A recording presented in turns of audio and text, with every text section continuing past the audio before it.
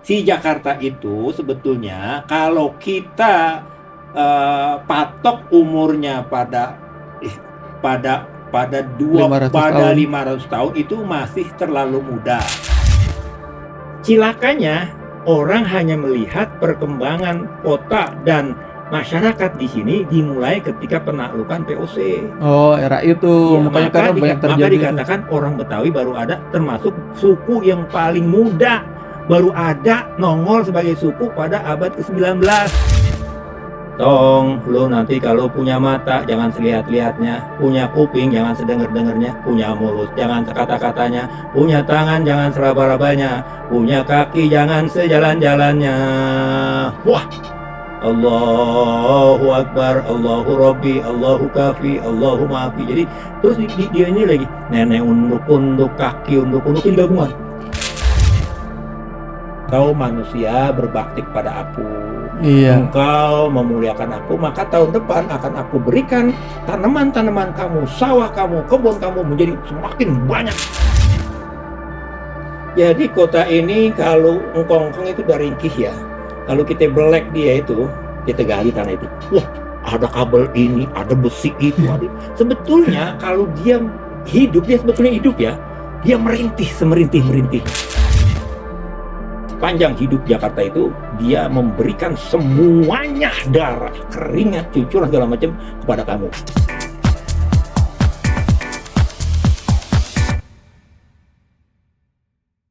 Sayang disayang, kota Jakarta. Usianya kini nyaris 5 abad. Budaya Betawi punya cerita, kita mau dengar dari Sohibul Hikayat.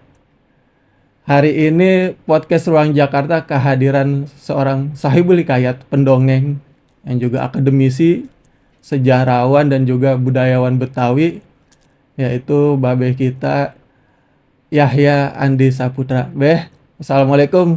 Waalaikumsalam warahmatullahi wabarakatuh. Waalaikumsalam. Terima kasih udah datang Beh ke studio Tribun News di Palmerah. Iya, iya, iya.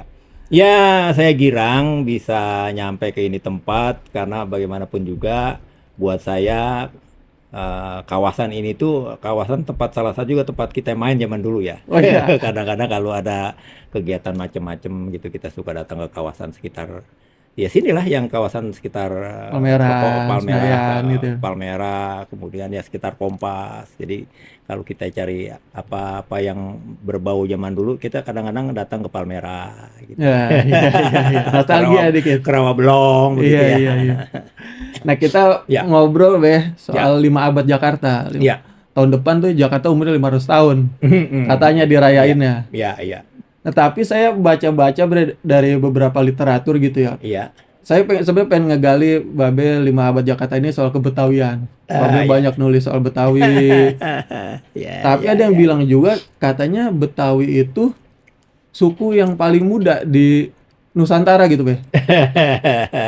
Atau Babe bisa jelasin nggak gimana sih sejarah Betawi dan kaitannya sama 500 tahun Jakarta gitu, Beh? Ya, kalau orang menuliskan memang tergantung dari perspektif dia, gitu Hmm, ya. Jadi kalau kita ngomongin Jakarta nih sekarang ya kan kita iya, ngomongin Jakarta nih, betul. yang di dalamnya nanti macam-macam etnik ada di situ, Iya. terutama nanti ada etnik Betawi gitu. Mm-mm. Jadi kalau kita ngomongin Jakarta dipatok umurnya 500 tahun, yaitu menurut saya itu masih terlalu muda. Itu terlalu muda. Masih terlalu muda. Memang tanda atas penamaan kawasan ini menjadi Jakarta memang pada cerita yang 500 tahun itu. Hmm, Tapi ruang, lokasi, ya. kawasan yang kemudian dinamain sebagai nama kota itu, yang namanya Jakarta itu kan sudah ada jauh sebelum abad-abad itu, tahun-tahun itu. Jadi daerahnya tuh sebenarnya udah ada. Iya, dia udah ada orang, udah ada kepemimpinan, udah ada peranata sosial, ekonomi, politik segala macam, dan itu sudah ada pada masa itu. Itu dibuktikan misalnya kalau kita sering longok literasi tentang hasil ekskavasi, hasil penggalian dari teman-teman kita yang ahli kepurbakalaan. Hmm, Jadi teman-teman kita arkeolog itu dia duga di sini ada kampung, peradaban gitu ada ya, Bang? peradaban, ada kampung tua, ada peninggalan-peninggalan, ada situs-situs, maka dia gali di situ. Dia ceker, Ah, kalau cara ayam tuh diceker-ceker. digali Ceker-ceker. Wah, maka ketemu ini. Ketemu prasasti. hasil peninggalan, peninggalan-peninggalan tuh ya, Hmm, yang menandakan bahwa itu dibikin oleh manusia, dipakai oleh oke. manusia, dikembangkan oleh manusia. Jadi kawasan ini sudah, kalau saya nyebut kawasan ini tuh berarti untuk menyebut Jakarta ya. Ya, Jadi kawasan ini itu menurut hasil penggalian teman-teman kita arkeologi itu sudah ditempati oleh manusia yang beranak pinak itu paling nggak 5 abad sebelum Masehi. 5 abad sebelum Jadi Masehi. abad kelima sebelum Masehi itu sudah ada kehidupan, sudah ada peradaban, sudah ada peninggalan-peninggalannya yang Oh, digali oleh saudara-saudara kita para ahli arkeolog ya. arkeolog. Ya memang Tua dia banget ya, Be? ya, ya tua betul lah kawasan ini gitu ya, kawasan ini. Jadi sangat tua. Bahkan kalau kita maju lagi ya, di abad kedua itulah kemudian ada satu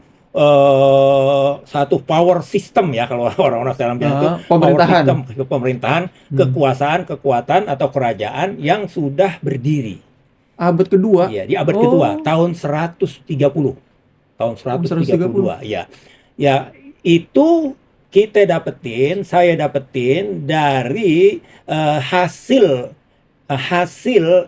kongres sejarawan di abad ke-17. Itu pun dari Iya, penemuannya di abad iya, 17, dia abad melihat tujuh. Jakarta Mm-mm. udah ada peradaban Iya, pemerintahan iya. dari Mm-mm. abad kedua tahun Iya, iya, 130-an. iya. Jadi kongres sejarawan itu, saya katakanlah Iya, iya, kongres sejarawan, semacam padahal pertemuan lah ya. saat itu kan istilahnya masih menggunakan bahasa Jawa ya. Kalau pakai bahasa Jawa, Hmm. pakai bahasa Jawa Cirebonan, jadi gotas suara apa apa namanya. Jadi Oh, itu namanya itu. Nah itu dia itu, nama ketua panitianya adalah Wangsakerta, Pangeran Wangsakerta. Wangsakerta, Pangeran Wangsakerta. Hmm. Dia adalah orang penting di Keraton Cirebon, gitu ya, di Oh, ada Keraton Cirebon. Cirebonnya juga, Be. Ya, jadi Cirebon itu yang sudah Islam itu Mm-mm. kemudian, wah ini kita harus menyelenggarakan kongres sejarah. Hmm. Maka dibenumlah, orang Betawi bilang dibenum, Ya, ditunjuklah si Wangsakerta ini menjadi ketua pelaksana. Dia nanti akan pilih wakilnya, heeh. bendaharanya, Panitianya. sekretarisnya. Ya panitia dia susun tuh, ada Nah, bagian akomodasi, ada bagian ini, bagian ini. Dia undang seluruh pemangku kepentingan kesejarahan pada masa itu. tahun 1700. Ya, tahun 1700-an. Maka dia datangin dari mana-mana. Yang diundang itu kemudian diminta menulis, kalau cara sekarang itu menulis makalah. Hmm. Nah, masing-masing makalah itu yang dikumpulkan oleh Pangeran Wangsakerta menjadi kumpulan tulisan manuskrip yang berjudul Pustaka Raja-Raja Ibumi Nusantara. Tuh, hasil Oh, bukunya tuh. Hasil buku itu kemudian kalau masa sekarang kita ingin tahu, ingin membacanya, itu ya. disimpan di perpustakaan Museum Sri Baduga Maharaja di Bandung. Oh, di Bandung ada tuh, Be. Berarti Jadi manuskripnya tuh masih ada. manuskripnya betul-betul. Nah, kalau mau baca ringkasannya ditulis oleh Eka Jati ya, banyak dia menulis buku tentang Hmm. Eka Jati. Eka Jati banyak menulis laporan tentang buku itu. Oh, Juga ngambil termasuk rujukan dari buku itu. ya, selain almarhum sejarawan Eka Jati, sejarawan atau arkeolog dari Universitas Indonesia seperti apa sih, Ayat, orang-orang kampus bilangnya Mang Ayat gitu ya, Mang Hmm. Ayat adanya Ai Prosidi, gitu Oh, ya, Aif Presidi. adanya Ai Prosidi. Dia juga banyak menulis literatur, banyak menulis makalah, dimuat di berbagai koran, yang menyatakan bahwa di abad kedua itu ada kerajaan pertama tertua di sini di Jawa. Ya, jadi di Jawa nih, Oh, bukan bukan kita ngomongin yang ada di Kalimantan, yang ada dan di ini, lokasinya di di Jawa. Jakarta. Lokasinya di Jakarta. Oh, Lokasinya itu kemudian ditandai atas nama tokoh utama dalam cerita itu namanya Aki Tirem. Aki Tirem. Aki Tirem. Aki Tirem itu jelas kata ganti dari seseorang yang udah tua, Aki, Aki. Aki. Jadi kira-kira jonggetnya putih lah kayak Ya. begini gitu ya. Aki, Aki. Ya, kalau sekarang kan saya kan Aki Yahya misalnya, tapi Aki Heeh. Tirem. Si Tirem itu adalah nama kali, nama sungai. Tirem itu. Tirem nama sungai. Si Tirem itu sebetulnya adalah kalau kita sekarang ini zaman sekarang kita nongkrong di pinggir jalan itu kemudian kita pesen makanan seafood Mm-mm. itu ya itu kerang. Oh, Kerang. tiram. Tiram ya tiram. Iya. Jadi orang kampung nyebutnya tirem. Si Aki Tirem itulah yang mengelola kawasan sekitar situ menjadi makmur, menjadi subur, menjadi Oh, segala macam. Jadi peradaban pinggir iya sungai itu, Be, iya ya. di pinggir sungai. Nah, dia itu bukan cuma petani, bukan cuma nelayan, Ya. tetapi juga para profesi-profesi yang membuat macam-macam keperluan rumah tangga, gerabah, Oh. pengki, bakul segala macam. Nah, kehidupan subur makmur. Nah, kawasan ini kalau sekarang misalnya kita jalan-jalan ke arah timur itu nanti kita akan ketemu namanya BKT. Ya. Banjir Kanal Timur. Kita ikutin itu banjir Kanal Timur terus milirin, kalau cara Betawi itu bilangnya Heeh. milirin ke utara, nanti akan ketemulah kita Kampung Rorotan. Rorotan. Nah, nanti dari Kampung Rorotan kita akan masuk, nanti akan kita ketemu Kali Tirem. Si Kali Tirem Oh, itu oke. nanti dia akan bermuara kepada Marunda. Oh, perairan lautnya tuh Iya, Marunda. Marunda.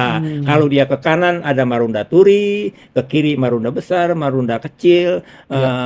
terus kalau terus ke sono sampai Ancol, terus sono sampai ke Pluit dan seterusnya. Jadi Berarti itu awal peradaban, ibaratnya kalau Babe ini ya ya, pakai literatur itu rujukan ya, awal ya, peradaban Jakarta. ya, ya awal peradaban tadi abad kedua karena Iya. penggalian ini Hmm. dilakukan sudah ketemu di berbagai kampung. Ada Mm-mm. di Kampung Condet, ada Iya, di iya. kawasan ini, kawasan ini, kawasan ini. Jadi udah itu. Jadi tapi komunitas masyarakat yang secara power system itu sudah tersusun, ada orang Iya. yang dihormatin, ada ini, ada ini, ada ini. Nah, si Aki Tirem itu kemudian karena dia mengelola kawasan itu menjadi makmur, maka suatu saat kemakmuran itu mengundang orang luar untuk Oh. mempunyai niat jahat. Maka muncullah orang-orang jahat yang namanya bajak laut. Si bajak laut ini Oh. yang kalau dalam film-film itu sebutkan perompak, Perompak, ya, betul. perompak. Nah, dia kewalahan nih, karena dia hanya menyiapkan tenaga-tenaga anak-anak muda itu nggak seberapa.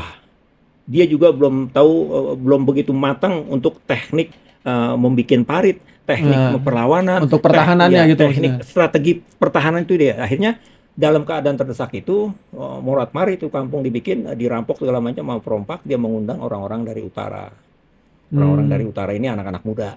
Anak-anak muda itu yang kemudian diundang, "Hai anak-anak muda, tolonglah aku. Engkau adalah anak-anak muda yang sudah kalau kalau cara cara Jawa itu bilangnya udah dijaya ya, dia punya ilmu main Oh, pukul, oke. udah punya silat, dia Udah punya jago ini, udah jadi jago. jawara gitu. Maka dia ngundang. Datanglah rombongan anak-anak muda dari utara yang membantu mengusir perompak dari kawasan itu. Perompak kapok datang ke situ lagi karena setiap dia datang Dilawan. datang kemplang, maka nggak berani lagi. Nah, si Aki Tirem ini nama sebenarnya adalah Aki Luhur Mulia. Luhur mulia. Nama dia tuh Luhur Mulia. Karena dia udah tua maka dipanggil Aki Luhur Mulia. Kata cerita, itu si Aki punya anak perawan cakep. Punya yang cakep dah. Eh, Kalau kalau orang Betawi bilang kalau cakep kan tuh dia matanya bening, alis matanya bagus, hidungnya mancung, eh. serundang, lehernya, junjang semarang, pokoknya gitu. Nah kemudian dia pikir, aku nih udah umur, aku punya anak, belum berjodoh, maka aku jodohkan kepada anak muda ini. Maka salah Hmm. satu anak muda yang menjadi pimpinan yang diundang itu dijodohin sama anaknya Aki Tirem, dan si anak inilah kemudian yang diserahkan mengelola kawasan itu, dan si anak muda inilah yang kemudian mendirikan namanya Kerajaan Salaka Negara. Salahkan negara. Itu Salaka tahun berapa, Negara. Be? Itu. Itu abad kedua tadi, Abad kedua itu ya? 120, 130-an. Wih, Itu.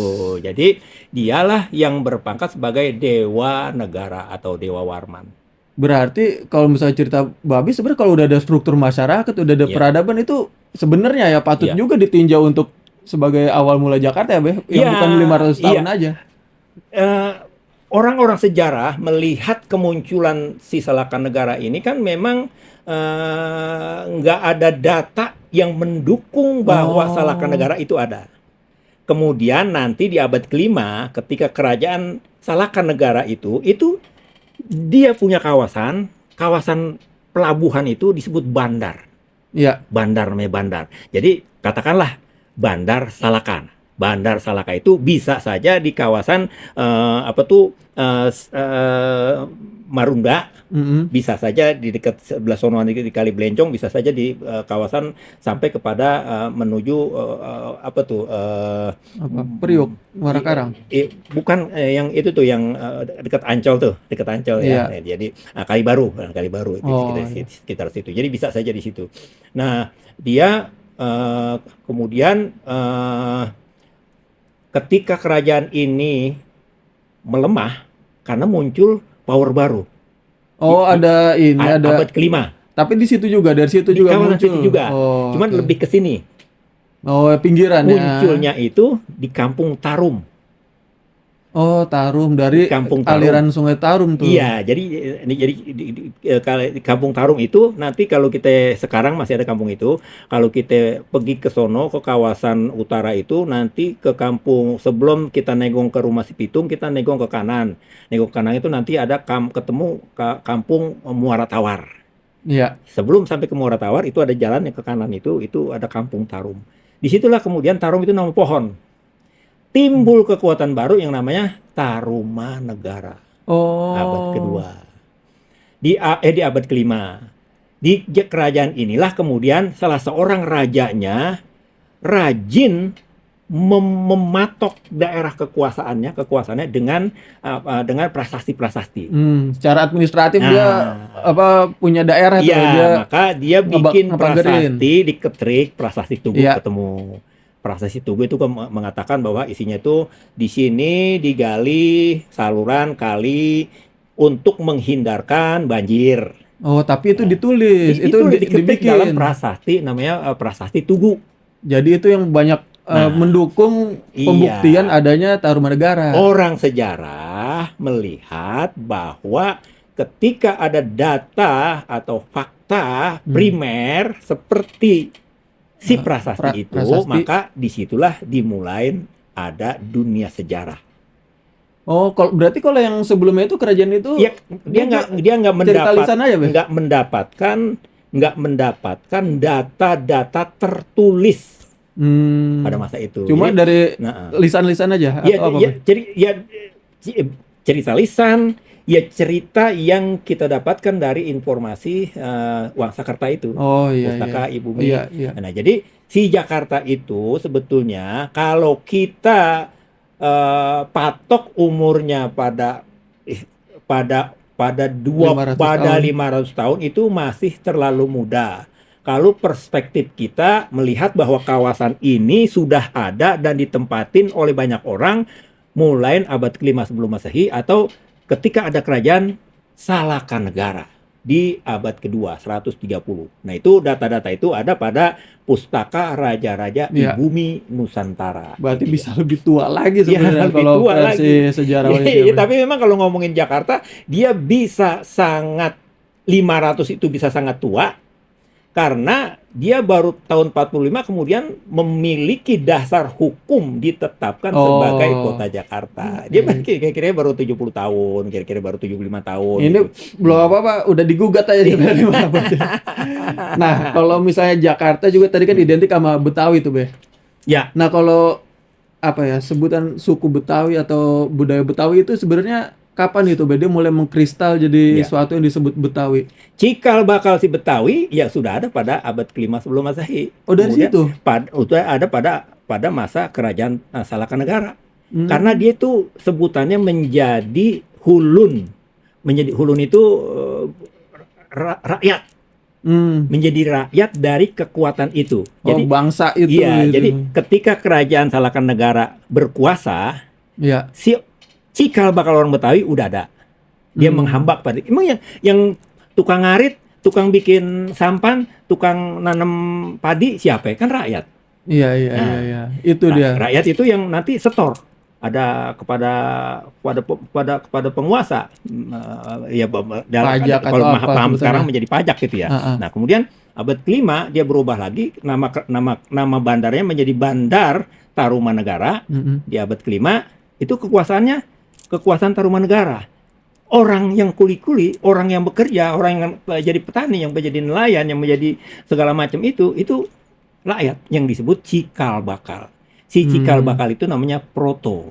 Orang-orang kemudian meyakini bahwa masyarakat yang dipimpin kerajaan-kerajaan pada masa itu adalah masyarakat pribumi yang disebut proto manusia Melayu Betawi. Proto manusia Melayu Betawi. Berarti udah dari sejak itu ya, Pak ya? Ya, proto disebut proto. Cikal bakal penyebutan menjadi etnik si Betawi. Jadi kita harus bedain nih. Perkembangan kota yang kita omongin 500 tahun itu dengan perkembangan masyarakatnya itu kan dua hal yang berbeda. Betul. Kalau kita ngomongin Salakan Negara, Tarumanegara, cikal bakal dari masyarakatnya. Dari Tarumanegara, kemudian kekuatan Melayu di abad ke-8 masuk ke sini. Apakah dia dari Kalimantan, kemudian dari Kerajaan Sriwijaya, yang itulah di abad ke-8 itu yang mempengaruhi orang-orang sini menerima peradaban Melayu. Dari situ awal makanya orang Jakarta tuh bahasanya Melayu sebenarnya. Betawi itu kemudian disebut-sebut sebagai manusia proto Melayu Betawi. Nah, dia itu kemudian dia abad ke-11. Abad 11 kekuatan ganti lagi di sini nih menjadi kerajaan Sunda Pajajaran. Di situ. Pajajaran. Si pelabuhan si bandarnya berubah lagi namanya menjadi Sunda Kelapa. Di situ cikal bakal Sunda Kelapa. Ya, Sunda Kelapa. Sunda Kelapa dikuasai oleh kerajaan Sunda Pajajaran yang saat itu kerajaan Sunda. Kemudian kawasan itu menjadi semakin ramai. Semakin hiruk pikuk, maka orang-orang asing melotot. Kemudian yang paling pertama datang memang adalah orang Portugis.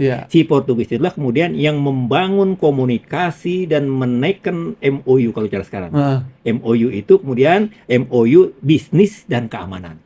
Itu nanti data itu bisa dilihat pada prasasti namanya Padrao. Padrao. Ada disimpan di Museum Sejarah Jakarta bahwa antara kerajaan Portugal dengan kerajaan Sunda Pajajaran membina hubungan kerjasama perdagangan. Jadi semua hasil bumi rempah-rempah terutama lada gitu ya, pala hanya dijual kepada Portugis. Kemudian Portugis membantu juga dalam hal pemasok keamanan dalam persenjataan. Maka mulai saat itulah kemudian di sini dikenal di kerajaan-kerajaan kita itu dengan adanya meriam misalnya. Meriam. Nah, kondisi itu kemudian membuat orang-orang di luar kerajaan itu, kerajaan-kerajaan lain, kemudian saat itu kan kemudian kalau di abad ke-8 misalnya nanti muncul kerajaan Mataram Lama, kemudian kerajaan Majapahit, kemudian ya di Jawa atau kerajaan di Jawa Barat itu kerajaan Sunda dan Galuh segala macam, Pakuan segala macam muncul. Nah, itu orang sono, kerajaan kekuatan-kekuatan di sana itu melihat kok begitu. Nggak bisa begitu dong. Ini kawasan yang seharusnya kita miliki bersama. Tapi kenapa didominasi hanya oleh dua kekuatan itu? Yaitu si Sunda Pajajaran dan Portugis. Nah, kekuatan-kekuatan lain memang kemudian muncul. Muncul Inggris, muncul Belanda. Tapi itu kemudian, nah, karena kawasan ini dikuasai, ditegrep hanya oleh dua kekuatan itu, kekuatan Islam yang sudah mulai muncul di Demak misalnya dengan Sultan Trenggono itu kemudian mengutus seseorang untuk merebut kawasan ini. Maka dalam sejarah itu kita kenal si bapak-bapak yang diutus oleh Sultan Trenggono itu adalah dari Demak itu adalah Fathahillah. itulah yang kemudian Fathahillah. jadi penyerangan, Iya. pengambil alihan dan namanya jadi Fathahillah tuh yang di Kota Tua tuh, Be. Iya, maka si Fathahillah itu merebut kawasan ini Dari Portugal. yang waktunya kan kagak jelas tuh, Iya. hasil dari dinamika apa namanya dinamika sejarawan pada tahun 50-an. Kemudian wah udah Jakarta harus punya tanggal lahir, maka ditetap berarti itu belum putus tuh antara Hussein Jayadiningrat dengan sejarawan-sejarawan lain itu masih belum putus. Karena itu adalah keputusan politis, maka udah kata Bapak Gubernur saat itu kita harus tetapin Jakarta harus punya tanggal lahir. Maka ditetapkanlah 22 Juni 1500. 1527 sebagai hari lahir kota Jakarta. Padahal saat itu namanya bukan Jakarta. Bapak Fathahillah itu dia hanya mengucapkan sesudah dia merebut kawasan itu, dia hanya berteriak, Inna fatahna laka fatham mubina. Ini kemenangan yang sempurna. Maka itu diterjemahkan ayat Quran itu sebagai Jayakarta, kemenangan yang sempurna. Maka diganti namanya menjadi Jayakarta. Jayakarta. Nah itu 22 Juni 1527 yang pada tahun depan itu pada 2027 akan genep menjadi 500 tahun. Padahal itu kemudian itu Jayakarta. Jayakarta kekuasaannya di sini nggak sampai 100 tahun. 100 tahun kurang 3 atau kurang 4 tahun datang kekuatan lain yang diizinkan mendirikan mendirikan pemerintahan, mendirikan gudang, yaitu yang namanya VOC. VOC. Belanda masuk kolonial tuh ya. VOC itu kemudian masuk sini, dia merayu-rayu, akhirnya dia beli kawasan sebesar lapangan sepak bola gitu ya. Dia dirikan gudang dan perkantoran. Nah itulah loji. Dari situlah kemudian dari loji itulah dia memprovokasi keraton Jayakarta. Lagian di Keraton Jayakarta itu terjadi keributan-keributan yang membuat kawasan ini semakin chaos gitu ya. Sehingga si pangeran terakhir ditarik ke Banten karena saat itu sudah menjadi bawahan Kesultanan Banten. Maka dari keraton itu si Jan Petrus Sungkun membom ya, pakai meriam, membom, maka hancur kawasan itu. Itu terjadi pada tahun 1619. Itu ya termasuk perjalanan Jakarta juga tuh, Bang. Jadi perjalanan Jakarta itu si Jayakarta hanya 97 tahun, kemudian Jan Petrus Sungkun membumi hanguskan kawasan ini dalam tempo 3 hari kawasan itu hancur. Di puing-puing kehancuran itulah si Bapak J.P.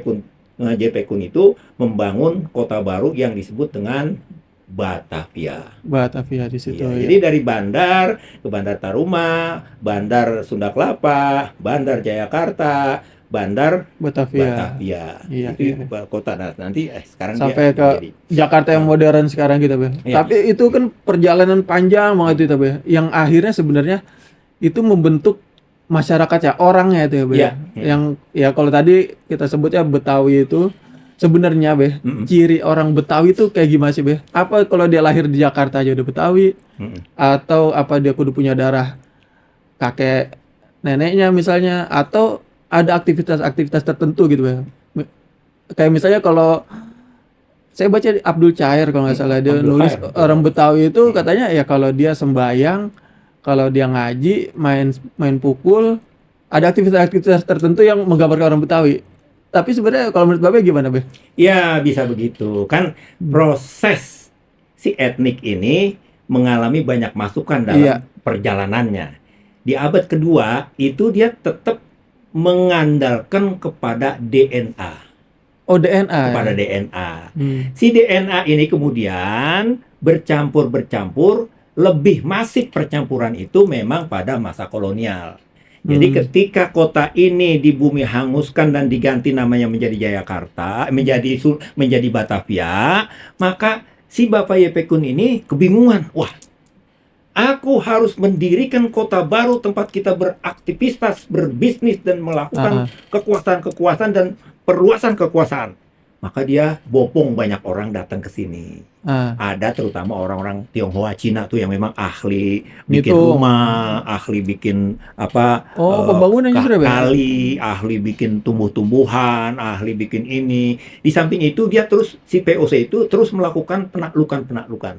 Orang-orang yang ditaklukan itu dibawa ke sini dan di sini dia nggak peduli lu mau pemimpin garnison, lu mau pemimpin lu rakyat biasa, lu jadi budak gua. Lu kerja di sini, lu bangun kota ini. Nah, Hmm. mereka yang ditaklukan itu kemudian dibawa ke sini, ditempatkan pada lokasi-lokasi tertentu. Si lokasi-lokasi tertentu itu ditempatkannya orang-orang yang ditaklukkan itu kemudian dinamakan menjadi nama kampung kemudian. Ya, Hmm. misalnya nanti Kampung Bali Iya, muncul, iya. ada Kampung Bugis muncul, Artinya itu ada Kampung perkumpulan Cina, dari iya. berbagai daerah. Iya, dan memang kebutuhan POC kan si Bapak POC ini ketika dia membumi hanguskan itu kan berarti dia merebut kawasan. Iya, Tentu saja orang yang direbut tetap pengen merebut kembali. iya. Apalagi di kemudian hari nanti muncul Mataram Islam yang dikomandani oleh Sultan Agung, dia merangsek kawasan sekitar Batavia itu dari berbagai tempat. Dari laut oke, dari darat oke, dari kiri oke, dari kanan oke. Itu Iya. terjadi pada 1628, 29, 30. Tuh. Itu Tapi itu gagal. Penyerbuan itu gagal ya. Sultan Agung itu gagal sehingga nanti cerita dari kegagalan ini akan memunculkan cerita lain dalam cerita rakyat Betawi. Nanti ada makam si ini, makam si ini, makam sini, makam sini, makam sini, itu yang bertebaran itu hasil dari orang sini, orang sono yang menyerbu sini, dia nggak mau pulang, dia menetap di sini, itu kemudian menjadi kampung-kampung juga. Jadi perjalanan si Betawi ini diramaikan dengan kedatangan banyak orang, dan si banyak orang itulah yang kemudian juga memberikan darah campuran pada dia, darah kultur pada dia. Iya, Jadi iya. si Betawi itu bisa dikenalin dengan DNA-nya, DNA-nya, dengan kulturnya. oh, dengan kulturnya Nah, juga karena jadi hasil si kultur ini nanti kemudian memang lebih masif, lebih apa ya, lebih ya, lebih bergumul banyak itu bergumul banyak akulturasi. itu terjadi pada masa VOC. Iya, Karena iya, dia kan mendatangkan orang banyak Jawa orang dari datang ke daerah. sini, orang Melayu datang ke sini, orang ini datang ke sini yang semula ditugaskan sebagai membangun kota. Itu dia kan membangun kota itu bisa disebut sebagai kota yang komplit, dia punya infrastruktur itu 30 tahun kemudian dia baru berhasil membangun kota Batavia itu. Setelah banyak dari orang-orang daerah ngebantu Iya, bangun iya, semuanya karena gitu. itu pengadilan udah ada, Iya. kepolisian udah jelas, Struktur kemudian pemerintahan ini gitu udah ya. pasar kemudian ada ini udah, jadi ya udah aman lah gitu ya. Kemudian Oke. nah disitulah kemudian terjadi komunikasi dan kawin mawin. Terjadi komunikasi dengan saling bertukar Kebudayaan. kebudayaan gitu ya. Nah di situ kemudian Cara nanti hidup. pada masa kolonial memang muncullah kesenian yang asli Betawi tapi sangat kuat unsur dari berbagai bangsa dan etnik. Misalnya nanti ada musik gambang kromong itu Iya. pada masa itu. Kemudian wayang kulit Betawi pada masa itu. Kemudian orkes Melayu Iya. pada masa itu. Iya, Kemudian topeng Betawi pada masa itu. Rebana Biang pada masa itu, Rebana Kasidah pada masa itu, Sohibul Hikayat pada masa itu, ini pada masa itu Iya. muncul gitu. Jadi di abad itulah kemudian banyak orang kemana-mana yang kawin-kawin. Cilakanya orang hanya melihat perkembangan kota dan masyarakat di sini dimulai ketika penaklukan VOC. Oh, era itu. Ya, Makanya karena banyak maka terjadi itu. dikatakan orang Betawi baru ada, termasuk suku yang paling muda, baru ada nongol sebagai suku pada abad ke-19. Itu Karena kata itu mereka. tadi tuh Karena ceritanya. mereka menuliskan itu Iya. di atas penaklukan POC, Iya. dan POC memang dia rajin membuat, dia kan mempunyai departemen, kalau sekarang sekretariat negara, dulu Al-Khamenei sekretaris. Al-Khamenei sekretaris itu mencatat. Makanya salah seorang tokoh yang sangat penting itu mencatat semua kegiatan lu tuan tanah di sini, Ah. kejadian ini itu Frederick de Haan, F. de Haan, Jadi dia mencatat dengan tuh ya. ya dengan Oud Batavianya itu ya, dia mencatat itu. Maka semua orang yang bercerita tentang Jakarta, Jakarta dimulai memang baru pada masa VOC itu. Iya, Betawi itu Padahal akan pikiran bertolak situ. belakang kalau kita misalnya dengan zaman Jakarta aja udah bertolak belakang. Iya. Karena di situ emang ada siapa? Iya, Itu ada itu kan kekuatan. orang-orang juga. Ada orang-orang juga. Kalau kita mundur lagi, Banyak siapa? juga, Nah, oke. Jadi kekacauan ini memang harus harus dilempengin secara nalar ya, bukan Iya. dengan cara lu menang gua menang gitu. Jadi harus secara nalar. Wah, kok ada orang tiba-tiba dianggap ini kosong tempat gitu ya. Iya, oke. Nah, tadi dari banyak Babe cerita kesenian, ya dari kebudayaan yang terbentuk itu kan salah satunya itu silat yang khas banget Betawi. Babe juga nulis soal beksi. Hmm. Itu silat itu, banyak banget jenisnya di Jakarta Betawi. Itu bagaimana silat itu bisa muncul dan akhirnya membentuk karakter orang Betawi juga kan, Iya. Misalnya orang Betawi itu terkenal jago main pukul. Hmm. Tapi di sisi lain juga dia jago ngaji karena kan abis silat ngaji juga sama gurunya itu juga misalnya. Itu gimana, Power yang ada pada masa itu menekan yang Apa, ada Tom? di bawahnya. Iya. Seperti kita tahu kalau dalam sejarah itu kan ketika masa kolonial itu ada kelas sosial di masyarakat. Kelas nomor 1 itu para penjajah, orang bule, Belanda. Kolonial ya. Iya, kolonial. Nah, kelas 2 itu timur asing. Timur asing itu Cina, Arab. si Cina, si Arab, Iya. si Jepang, pokoknya orang-orang timur asing. Nah, kita ini inlander. Inlander, itu pribumi. pribumi. Ya, kalau dalam cerita si Pitung itu, wah kamu orang kampung ya, kamu inlander ya, kamu apa ya? Jadi Kasta ketiga tuh. Ya, itu kasta ketiga. Nah, ketika dia ini karena kasta ketiga, maka ada orang-orang yang memang orang sini yang mempunyai pangkat-pangkat tertentu, dia bisa masuk ke sini.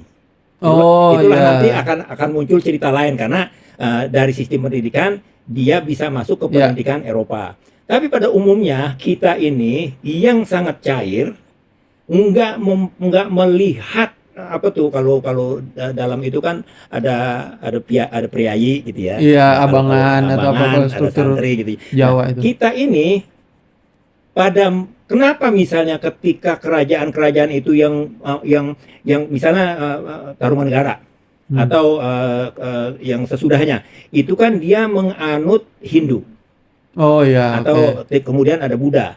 Nah, di sini kan kelas itu si Hindu itu kuat.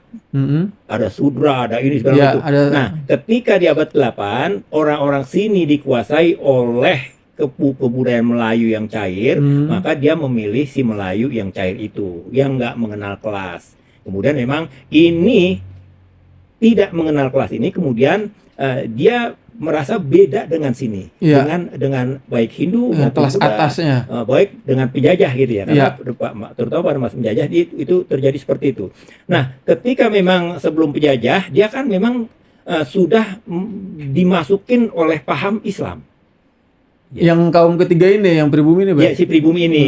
Jadi meskipun saat itu misalnya Surawisesa sudah yang dia mempunyai anak itu, kemudian dia si Surawisesa sendiri ya datang, ada paham baru di sana di pantai itu mempengaruhi struktur masyarakat kita, maka dia datang ke situ.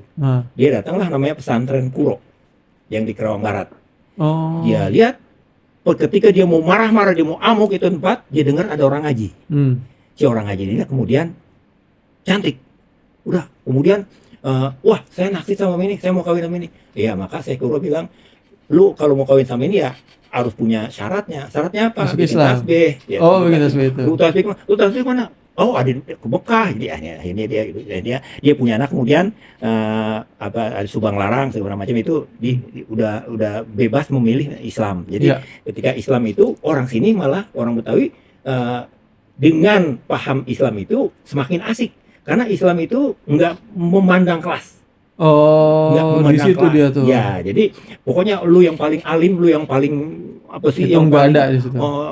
ya pokoknya paling soleh yang paling gitu. soleh itu yang paling paling tinggi. Nah, ini Hmm. segala macam harta benda, maka muncul peribahasa kemudian segala macam harta benda kagak bakalan dibawa mati, orang Betawi bilang Ya, begitu ya. Jadi kira gitu. Nah, ini ketika si POC mendominasi kawasan ya, ini nggak demen sama ini karena ini nanti dalam praktik yang sebenarnya sangat menekan yang si ketiga ini kasta kelas ini, tiga ini. pribumi ini. Terutama nanti kan ketika dia datang pertama itu, yang dia incer itu rempah-rempah. Ya, itu Ya, kolonial mau ya carinya kolonial tuh itu. incer rempah-rempah. Ketika rempah-rempah ini sudah menyusut, maka muncul komoditas baru yang namanya gula. Maka Ya, orang-orang Cina membangun dengan modal dari VOC, membangun pabrik-pabrik gula, membangun pertanian-pertanian apa tuh tebu di sepanjang Kali Ciliwung. Jadi kalau kita baca misalnya buku yang ya, ditulis oleh sejarawan Universitas Indonesia itu yang pernah menjadi dekan di FIBU itu Bondan Kanomoyoso, itu dia ya, menulis disertasi Ome London. Jadi Ome London itu kawasan pinggir. Kalau zaman dulu nyebutnya itu Batavia and Ome London. Jadi kalau ini tempat ini Batavia di sini, ini ya, Ome London nih. sekitarnya, Kalau pinggiran, zaman sekarang jadi Jabodetabek. Bodetabeknya, Ya, ya, Kalimantan. Nah, itu di sepanjang pinggir Kali Ciliwung itu banyak puluhan, jadi kita harus baca dia punya itu banyak puluhan pabrik-pabrik pabrik gula, gula yang pabrik gula itu pertanian tebu dan yang penggilingan penggilingan gula. gula, Si gula ini memerlukan bahan kayu bakar untuk membuat gula. Maka sepanjang kawasan Ciliwung dan daerah-daerah kawasan yang hijau royo itu digebal ya, sama perusahaan itu dijadiin kayu bakar. Itulah kemudian nanti dampak dari adanya kayu bakar apa nih perusahaan-perusahaan ini karena nebang-nebangin, yaitu limbahnya itu ya, limbah dari gula itu dibuang ke kali. ah, Kali itu yang kemudian menjadi kotor. ah, Kotor itulah kemudian pada masa eh, panas itu air surut ya, penyakit muncul. Maka oh, banyak terjadi peristiwa orang muntaber, ya, kemudian nyamuk segala macam itu. Ada cerita di 17 berapa ya, 1730 1733 itu justru dua pemimpin utama di sini yaitu yang disebut gubernur jenderal itu mati karena muntaber. karena salah Iya, satunya iya, dari itu kali yang kering iya, itu, iya. Maka pada masa itu kemudian di akhir abad 18 pindahlah kawasan itu akhir abad 17 pindahlah di kawasan Kota Tua itu yang sekarang kita kenal Kota Tua itu menjadi ke Wildtevreden namanya. Kawasan selatan yang lebih sehat, lebih segar, maka mulailah perluasan kota menjadi ke Wildtevreden. Wildtevreden itu yang sekarang kita kenal sebagai kawasan kalau dari Gambir terus sampai kepada Cideng itu ya. oh Nah, ya, kawasan itu. Jadi sekarang yang namanya Monas, kemudian Balai ya, Kota, perkembangannya, itu pengembangan situ. Jadi maka kita bisa lihat hasil dari perpindahan administrasi dari Kota Tua ke Wildtevreden itu nanti kita bisa lihat dari sana tuh, dari ujung timur tuh nanti ada gedung klasik yang dulu sebagai tempat kediaman gubernur jenderal misalnya ya, seperti apa namanya kantor gubernur jenderal departemen keuangan terus ada ini sampai istana presiden sampai zaman sekarang kan itu ya jadi itu gedung. berarti yang kasta itu be yang tadi yang akhirnya bikin orang jadi melawan atau gimana be Iya, munculnya silat itu iya. tuh ya Ini yang Betawi terutama itu, nih ya, ketika masuk abad ke-18 1900-an 1800-an abad 17 itu kan terjadi lagi nanti kebijakan kultur stelsel kultur selse, ya ya, tanam tanah paksa. paksa, Tanam paksa itulah yang justru semakin membuat si pribumi ini makin menderita. ya, Penderitaan itulah kemudian yang memunculkan individu-individu tertentu dengan wawasan dan dengan kesadarannya melawan. Nah, maka muncullah cerita-cerita yang nanti cerita-cerita perlawanan petani misalnya. ya, Nanti ada Rama Ratu Jaya itu di abad di tahun 1800 ya, 1800-an ya.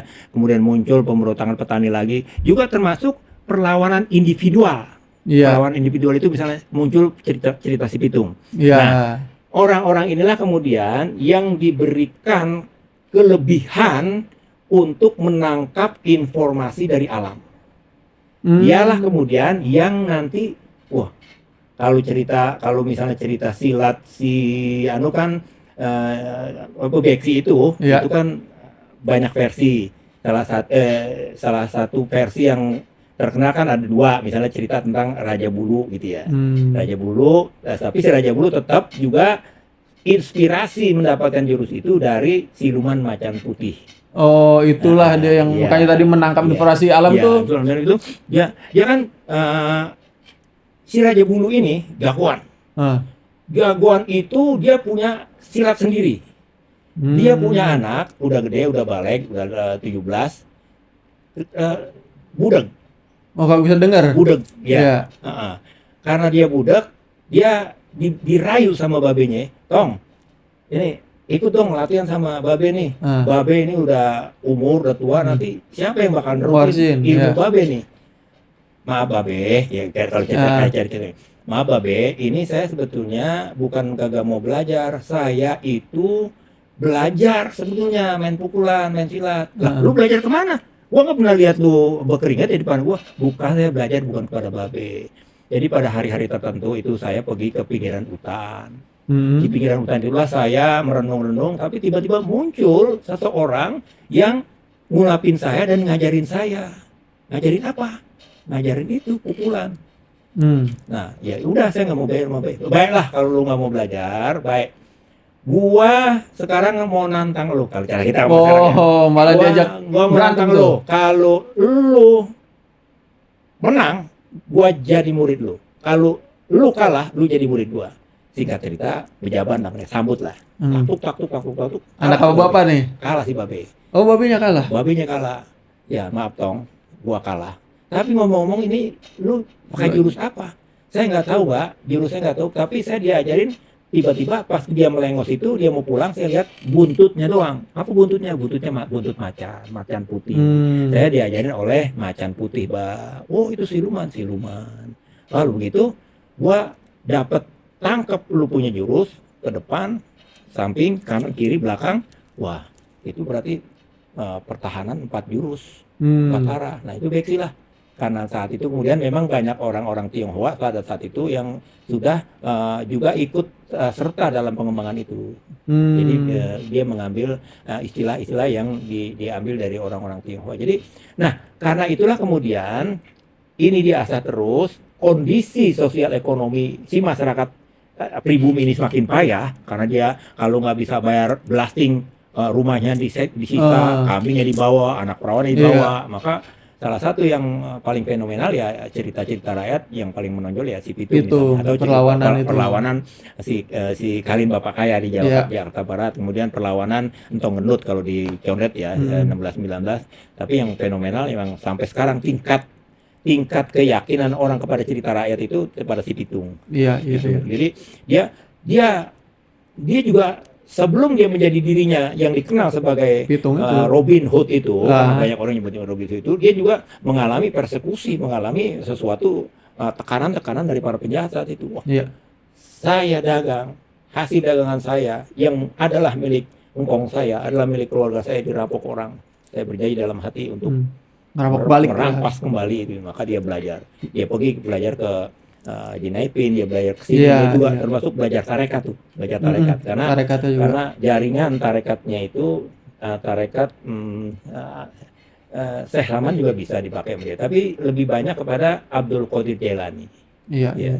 Itu kan sangat dipakai tuh orang Tawi. Berarti silat itu emang sebenarnya dia lahir dari perlawanan itu ya. Jadi kondisi itulah yang membuat dia itu semakin mengasah dirinya untuk melakukan merebut kembali penghormatan itu dan membentuk mental orang Betawi akhirnya gitu. Mental itu dia karena ini si penguasa ini kecuali nanti Arab akan cerita lain ya.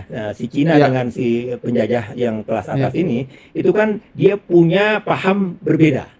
Itulah yang terjadi penindasan. Ketika dia mendirikan fasilitas pendidikan yang juga dibuka untuk kaum pribumi, si kaum pribumi ini, si Betawi khususnya menolak fasilitas infrastruktur yang dibangun oleh si penjajah, terutama dalam hal pendidikan sekolah.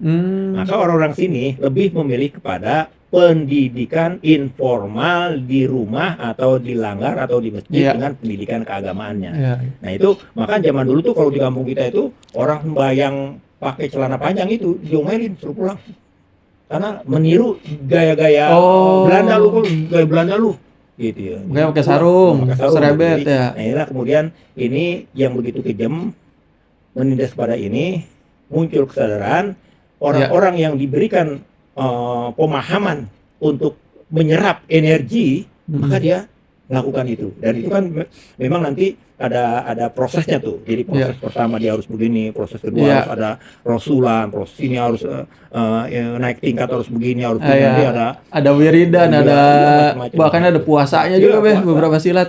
Puasa begitu. Itu ya sebenarnya secara mentalnya tuh bagus ya, kalau bisa diajarin ke orang-orang anak kecil anak SD misalnya gitu. Sekarang itu termasuk cerita itunya, jadi dia bukan cuma belajar gerakannya tapi dia ngerti itu maksudnya, itu pembelaan diri, itu untuk harga diri gitu ya, Be. Iya, cerita-cerita rakyat yang membawa cerita jago itu misinya adalah pewarisan nilai-nilai. Bahwa kamu harus mengatakan nanti kemudian ketika Islam sudah demikian kuat dikatakan dalam bahasa Arabnya itu, dalam bahasa Al-Quran, kulil haqqo walau kana murron. Jadi sepahit apapun kamu harus ucapkan. Jadi kamu harus lawan. Jadi kira-kira gitu. Jadi kemudian ketika masa sesudah kemerdekaan itu muncul masa-masa yang disebut masa revolusi. Nah itu kaum Betawi yang Islam itu dia justru menjadi semakin kuat peran itunya, peran baca-bacaan itu, dan akhirnya dia semakin menjadikan itu sumber inspirasi, dan banyak juga yang melihat ini inspirasi nasionalisme semakin kuat. Jadi kalau kita belajar ini, kemudian kita bopong bambu runcing, kemudian kita teriak Allahu Akbar pada masa itu kan udah jadi ada keyakinan, keimanan juga, dan nasionalismenya juga gitu, Be. Dia menciptakan semangat kebangsaan yang meluap-luap, semangat kepasrahan, semangat kebersamaan yang harus disampaikan dalam cerita-cerita rakyat, dalam cerita Si Pitung misalnya, atau cerita Singa Betina dari Marunda, atau cerita-cerita lain. Nah, itu kan tadi nilai-nilai itu ya, Be ya. Nah, Babe juga nulis soal upacara-upacara, tradisi-tradisi. Betawi itu sebenarnya banyak juga kayak gitu ya, Be. Kayak ya Babe bisa cerita lah, apa sih, Be, yang misalnya kayak tradisi iya puasanya, kalau ada orang silat gitu. Terus ya apalagi sih, Be, yang misalnya dulu tuh ada upacara-upacara tradisi-tradisi tapi sekarang udah mulai nggak ada gitu. Iya, manusia itu kan hidup di alam dan dia juga mengenal siklus. Ya, dia mengenal siklus harian. Kalau misalnya nanti beduk subuh orang bangun mulai ngapain, ntar lohor ngapain, ntar asar ngapain, ntar habis maghrib ngapain. Itu ada siklus bulanan juga. Biasanya yang paling nyata itu siklus bulanan terjadi pada perempuan misalnya, karena dia harus mendapatkan masa-masa merah dalam hidupnya. Ada yang siklus tahunan. Nah, siklus tahunan inilah yang nanti merambah ke berbagai sudut kehidupan. Jadi kalau dia mau kawin, maka itu siklus kawin. Habis kawin, dia nanti akan punya rumah. Habis punya rumah, bininya bunting. Habis bininya bunting hamil itu, dia nanti punya anak. Melakukan upacara ritual 7 bulan. 7 bulan. Nanti dia habis bunting, habis 7 bulan dia akan beranak. Iya. Dari beranak itu akan ada upacara ngerawat anak orok. Bagaimana dia nanti diazanin. Oh iya, leher, betul. bibirnya dipakein madu, embun-embunannya diopiok-opiok sama air putih yang udah dibaca-bacain. Kemudian diazanin tangan kuping kanan, kuping kiri. Nanti diperancain itu udah gabungan tuh. Jadi si gabungan itulah yang memang sangat asik ya di dalam masyarakat Betawi, karena nanti kan azan tuh ya cara azan. Ini juga lu nanti diperancain dibacain mantra-mantra gitu ya. Nanti kalau mantranya misalnya tong lu nanti kalau punya mata jangan selihat-lihatnya, punya kuping jangan sedenger-dengernya, punya mulut jangan sekata-katanya, punya tangan jangan seraba-rabanya, punya kaki jangan sejalan-jalannya. Wah, Allahu Akbar, Allahu Rabbi, Allahu Kafi, Allahu Maafi. Jadi terus di ini lagi nenek unduk-unduk, kaki unduk-unduk, ini gabungan. Oh, itu dibacanya kapan tuh mantra itu Ya biasa itu tuh? mantra itu ya Pas lahir tuh. iya pas lahir Hmm. bacain begitu. Nanti habis lahir gitu dia dikenal masa rawat. Habis dirawat itu nanti ada injak tanah. Anak-anak tita-tita tuh, Iya. tita-tita, jadi ada upacara injak Injek tanah. tanah.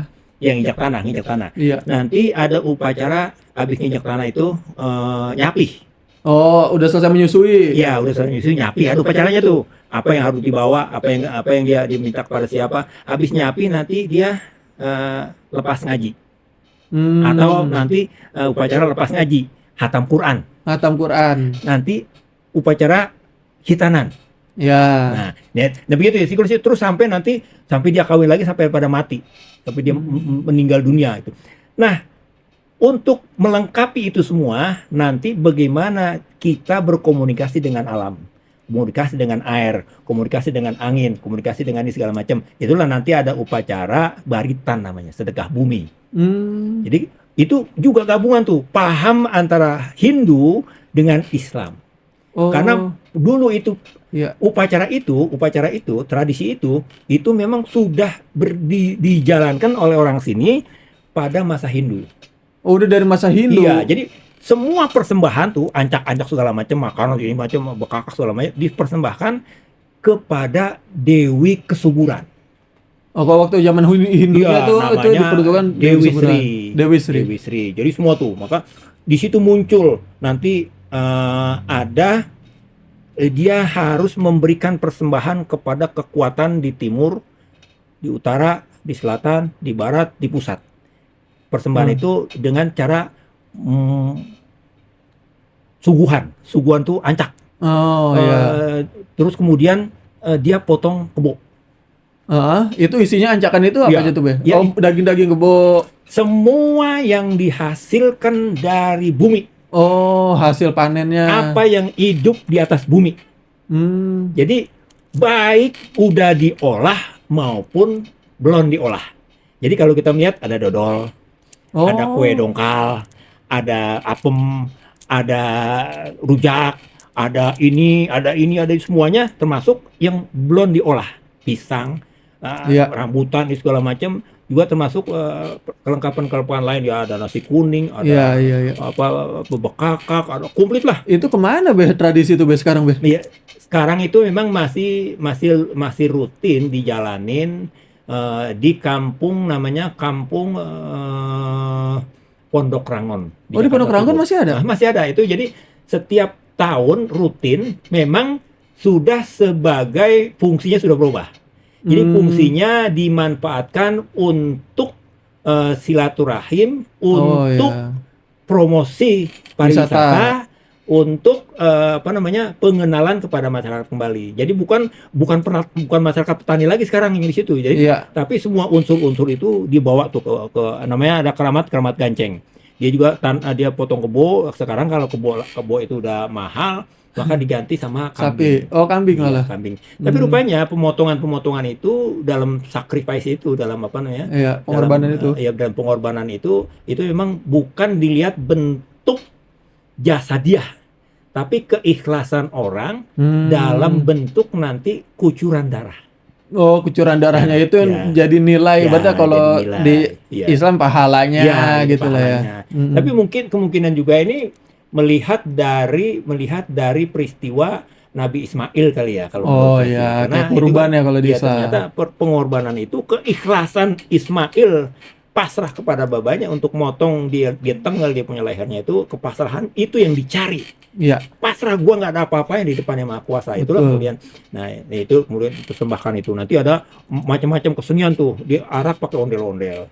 Nanti ada wayang kulit Betawi, ada layar tancap, ada permainan coko. Itu Sabtu Minggu nanti pada bulan haji ya. Jadi biasanya pada bulan haji itu selalu ada itu. Menarik ya, Be, adat istiadat Betawi itu sebenarnya bahkan dari awal hidup bayi sampai kita kawin sampai siklus manusia begitu tuh ada tata caranya. Iya, makanya gitu. Kan ini ketika kita lagi bunting itu kan mak dukun kita tuh itu kalau kita punya kepala udah 7 bulan itu Heeh. masih di sini, itu Masih di atas, masih di atas kan dia harus ke sini diputar. palanya diputar. Nah, itu mak dukun kita karena dia memang memiliki kelebihan pengetahuan yang menyerap energi ketuhanan itu. Hmm. Kalau orang-orang sekarang bilang energi langit, ya energi langit.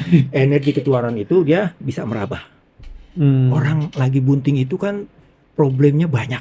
Mm-mm. Ada yang kalau di kampung kita banyak tuh dulu yang tangannya lebih, Iya, ya kelebihan jempolnya tangan di jempol kelingking ada, apa di jempol. kemudian ada yang cuma 2 begini, Heeh. kemudian ada yang dia punya kaki nggak punya betis, ada yang lahir begitu, Iya, iya. ada yang punya paha doang, atau dulu maaf ya ada yang suka itu lagi di bunting itu swing, lahir swing, Oh iya, sumbing. sumbing. Mak dukun kita karena dia sudah menyerap karena emang dia udah belajar ya, dia Mm-mm. tirakat ke sono ke sini melalui apa motif puasa 40 Iya. hari segala macam itu dia emang dia bimbing itu ya, wah gini, belum lagi nanti kalau dia ini ucusnya belibet. Iya, kelilit Oh, usus. belibet itu begitu, mak dukun kita tuh dia urai semua, yang ini masih di sini terus bawa ke sini terus itu namanya nanti ada dukun piara, dukun beranak. Iya. Ada tuh. Nah, ke sini. Nah, kalau zaman sekarang kan kalau masih di sini udah 9 bulan 7 hari, wah, Pak, ini bahaya nih. Ini Mm-mm. akan mati dua-duanya nih. Kalau gitu diodet aja perutnya, diodet. Oh, sesar. Sisa Hmm. keluarin dari situ. Jadi, nah sekarang gitu. Nah, itu. Nah, di peristiwa sebelum ketika kita mau mulai nani, Kehidupan. Oh mau iya. mulai nani itu kan mulai ngegelibag tuh kalau dulu di kampung kita tuh di belakang Gebrug itu Heeh. dulu dulu di kampung Gebrug itu ada satu keramat namanya keramat gong. Keramat tuh apa tuh, Bel? keramat keramat Hmm. keramat Oh iya. keramat lokasi keramat gong. Pas mau Pondok Indah itu walaupun kita mau dibangun keramat itu digeruk digali. Hmm. Memang nggak ada gongnya tapi ada 3 kayu panjang-panjang itu, nggak tahu itu sekarang dipindahin kemana. Dulu setiap hari Jumat kalau orang mau pergi sembahyang Jumat itu setengah 12 dia bunyi itu, seolah-olah dia bunyi tapi orang nggak yakin tapi bunyi. Ada Hmm. beberapa orang yang dapat dengar bumi kan kalau bunyi itu. Kalau di Kampung Gandaria itu kan di pinggir lapangan golf Iya. itu dulu banyak berjejer pohon gandaria memang. Gede-gede. Hmm. Makanya di Kampung Gandaria itu salah satu yang terkenal misalnya kalau orang-orang datang ke sana dulu ya itu mereka carinya kalau nanamu itu minta disajiin sambal Sambal gandaria. Gandaria. Aha, itu Iya. salah satunya. Jadi itu. Nah, kemudian di situ itu apa sih tadi si keramat itu digali. Nah, ada 3. Nah, jadi begitulah kira-kira yang sesudah itu sebelum itu kan memang itu sawah. Jadi ketika ngegelibag, ketika ngegaru itu ada Iya. upacara. Ketika nanti nebar benih tuh, Iya. kemudian nandur, kemudian nanti matun, kemudian nanti ada upacara padi padi bunting. Ada. Oh, itu sudah mau panen. Iya, padi bunting masih lama karena dia baru bunting ya. Oh, baru Bunting baru berbuah. belum keluar. Nah, pada saat padi bunting itulah kemudian nanti banyak halangan yang itu nanti harus ada upacara namanya ngukuk. Ngukuk tuh. Hmm. Kalau padi bunting itu kan yang ditakutin hama. Iya. 1 wereng, Orang. 2 tikus. Hmm. Nah, dan keong mas tuh. Iya. Nanti kalau dia udah dari buntingnya itu sudah keluar, yang ditakutin adalah nanti burung. Iya. Nah, itu nanti ada upacara ngukuf. Jadi upacara ngukuf itu nanti manggil tokoh-tokoh masyarakat dan tokoh masyarakat meminta kesenian ondel-ondel untuk bersih kampung, bersih lingkungan. Itu untuk hama itu ya, Bel, Iya, untuk hama sebenarnya. tuh, untuk Cuma hama tuh. Jadi itu upacara pada iya, saat itu. upacara ngukuf, dibawa ondel-ondel, pakai apa tuh? Pakai menyan segala macam, kembang-kembang, segala kue-kue, dikeliling sawah atau keliling kampung sehingga wabah itu bisa kabur. Iya. Nanti sesudah itu ada ketika udah padi itu udah kuning, ada peristiwa namanya cari padi penganten. Itu buat nanti ngarak penganten padi.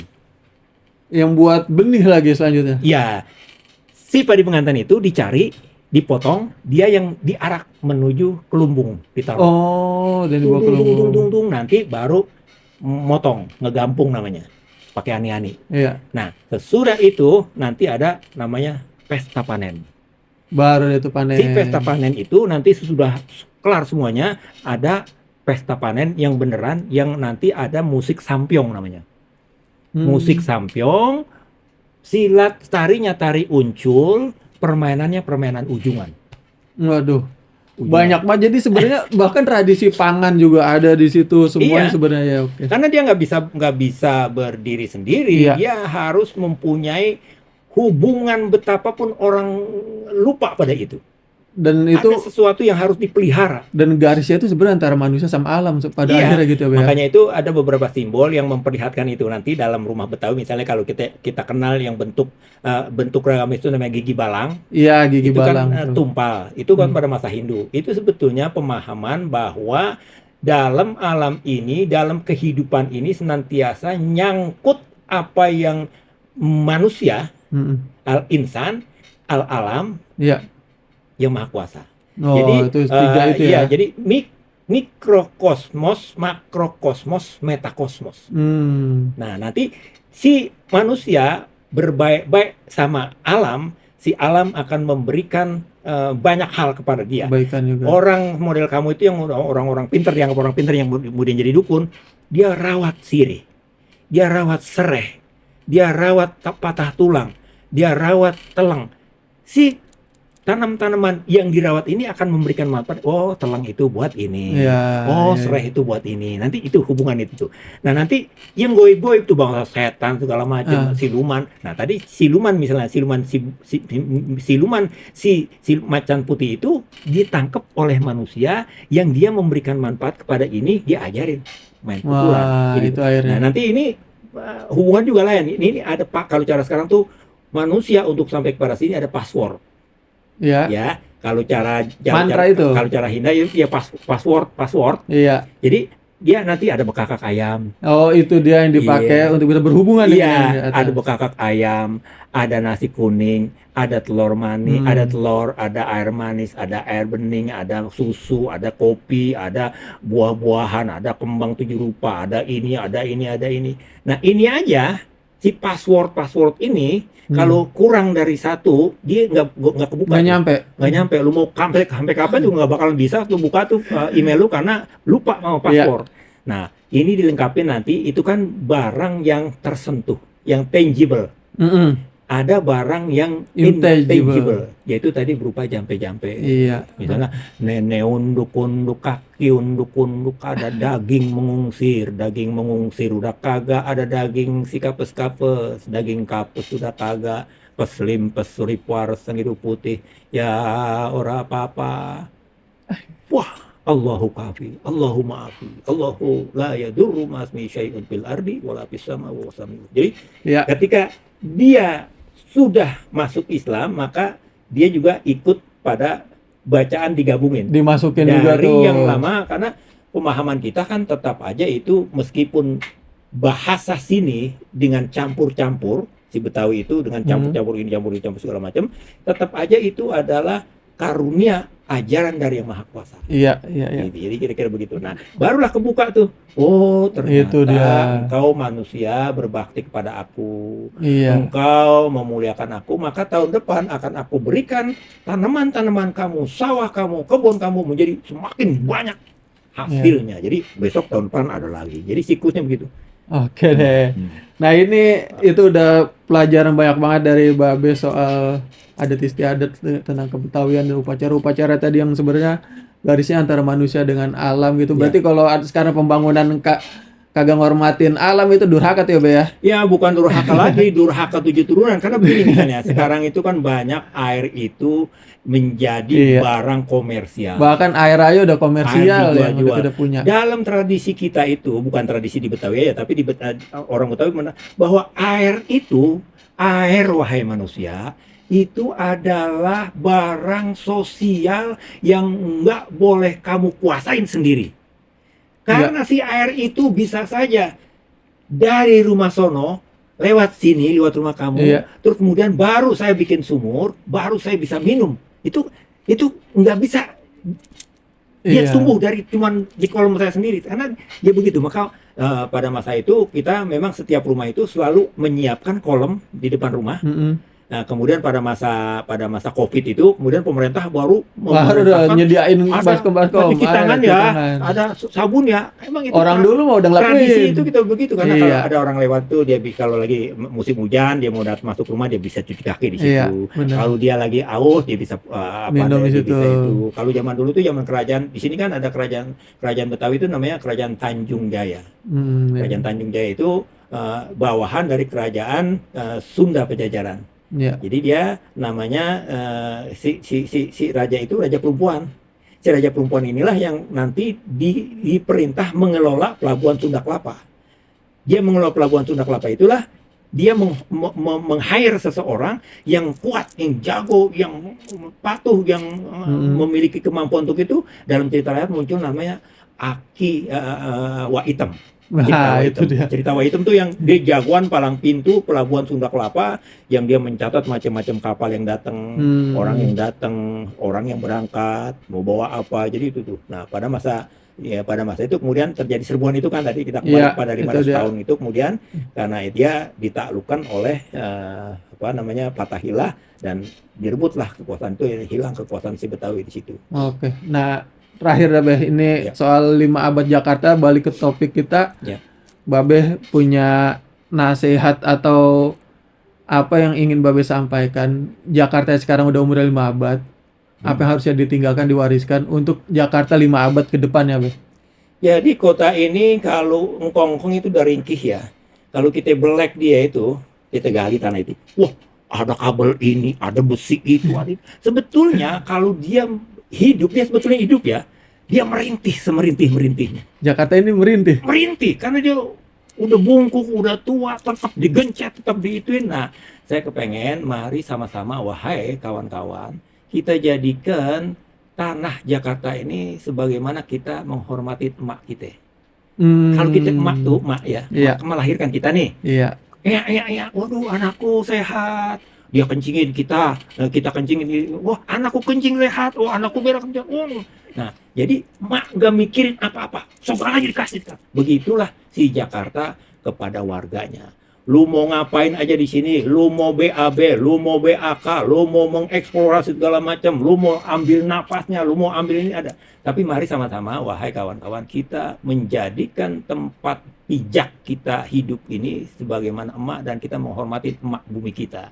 Emak yang sudah membebaskan kita, sudah mencintai kita tanpa batas. Barangkali kalau si Jakarta itu udah nggak ada, baru cintanya hilang juga kepada kita. Tapi sepanjang hidup Jakarta itu, dia memberikan semuanya, darah, keringat, cucur, segala macam kepada kamu. Mari kita jadikan dia sebagai kota yang kita sayangi. Ya. Jangan buang sampah sembarangan, jangan robos lampu sembarangan. Mari kita bersama-sama pelihara dia. Jadi kira-kira gitulah. Cinta kepadamu, kepada kota, bagaimana cintamu kepada emak yang melahirkan kamu. Itu dia. Terima kasih banyak, Babe, udah cerita tentang Jakarta dengan segala akar dan sejarahnya, dan juga tadi ada istiadatnya. Terima kasih udah mampir di Ruang Jakarta. Sampai jumpa lagi di podcast Ruang Jakarta selanjutnya.